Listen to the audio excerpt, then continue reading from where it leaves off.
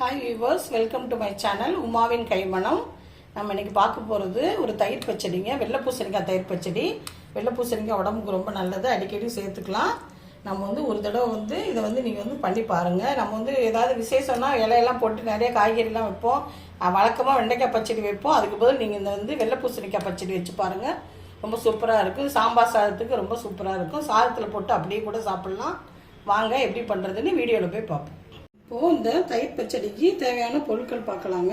இப்போ ஒரு கப்பு தயிர் எடுத்திருக்கேன். இது வெள்ளை பூசணிக்காவை நல்லா உள்ளியாக சின்ன சின்னதாக நறுக்கி வச்சுருக்கேன். இது பெரிய வெங்காயம், இதையும் நல்லா சன்னமாக நறுக்கி வச்சுருக்கேன். அதுக்கப்புறம் 2 பச்சை மிளகா, கருவேப்பிலை தாளிக்கிறதுக்கு, இது கொத்தமல்லி இலை. இதுதான் தேவையான பொருட்கள். நம்ம ஃபஸ்ட்டு காயை நம்ம வேக போட போகிறோம். இப்போது குக்கர் எடுத்திருக்கேங்க, சின்ன குக்கரு. அது மூடி வச்சு வேக வைக்க முடியாது.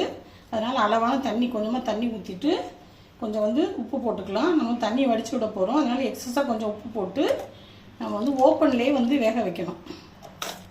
இந்த மூடியே இந்த மாதிரி திருப்பி நம்ம போட்டுக்கலாம். போட்டுட்டு அடுப்பை மீடியமாக வச்சோம்னா ஒரு 10 மினிட்ஸில் அது வெந்துடும். இப்போது பூசணிக்காய் இன்னொரு அடுப்பில் வெந்துட்டுருக்குங்க. நம்ம இன்னொரு அடுப்பில் நம்ம வெங்காயமும் பச்சை மிளகாயும் வதக்கிக்கலாம். ஏன்னா எல்லா சூடோடு எதையுமே கலக்க முடியாது. நல்லா ஜில்லுனால தான் கலக்க முடியும். எண்ணெய் ஊற்றிருக்கேன். கடுகு நம்ம போட்டாச்சு. இப்போது கருவேப்பிலை போடுறேன். லைட்டாக வதக்கிட்டு வெங்காயத்தை போடுறேன்.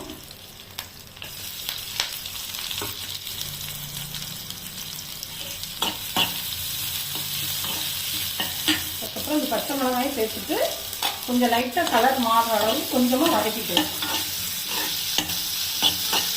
நல்லா வதங்கிடுச்சுங்க வெங்காயம். நம்ம இதை நல்லா ஆற விட்டுறணும். அதுக்குள்ளே காய் வெந்துடும். அதுக்கப்புறம் சேர்த்து பார்க்கலாம். காய் நல்லா வெந்துருச்சுங்க. இது நம்ம வடிதட்டில் போட்டு வடிகட்டுறதுக்கு பதில் இந்த மாதிரி கேஸ் கட் இல்லாமல் நம்ம இப்படியே மூடிட்டு நம்ம இப்படியே சிங்கில் வடிச்சு, இப்போ நல்லா சுத்தமாக தண்ணியெலாம் வடிஞ்சிரும். அதுக்கப்புறம் எடுத்து ஒரு தட்டில் நல்லா ஆற வச்சுருவோம். எல்லாமே நல்லா ஜில்லுன்னு ஆறி போச்சுங்க. இந்த பாருங்கள், வேக வச்ச வெள்ளை பூசணிக்காய், இது வதக்கி வச்ச வெங்காயம் பச்சை மிளகாய். இப்போ நம்ம தயிர் ஊற்றி கலக்க போகிறோம். நம்ம சாப்பிட்றதுக்கு ஒரு 10 மினிட்ஸ் முன்னாடி கலந்து சாப்பிட்டோம்னா ரொம்ப நல்லாயிருக்கும். தயிர் நீர்த்து போகாமல் நல்லாயிருக்கும். அதனால ஒரு பாத்திரத்தில் இது எல்லாத்தையும் போட்டு நம்ம ஒன்றா கலந்துக்கலாம்.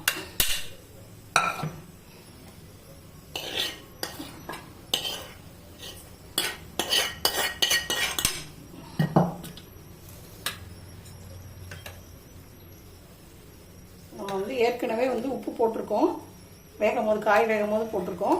அதனால் நீங்கள் எதுக்கும் நீங்கள் ஒரு தடவை செக் பண்ணிக்கோங்க. வாயில் போட்டு உப்பு கரெக்டாக இருக்கான்னு ஒரு தடவை செக் பண்ணிக்கலாம். இப்படி கலந்துட்டு நம்ம சாப்பிட போகிறது கொஞ்சம் முன்னாடி கலந்தோம்னா நல்லா அப்படியே நல்லா கெட்டியாக நல்லா சூப்பராக இருக்கும். அதனால் நம்ம சாப்பிட போகிறதுக்கு முன்னாடி நம்ம இதை கலந்து வச்சுக்கலாம். இப்போ கடைசியாக அந்த கொத்தமல்லி தலையை நல்லா மேலே தூவி விட்டுட்டு நம்ம ஒரு தடவை கலந்து விட்டுக்கலாம். இப்போ நம்ம சூப்பரான பச்சடி நமக்கு ரெடி ஆயிடுச்சு. நீங்களும் ஒரு தடவை இதை ட்ரை பண்ணி பாருங்கள். தேங்க்யூ.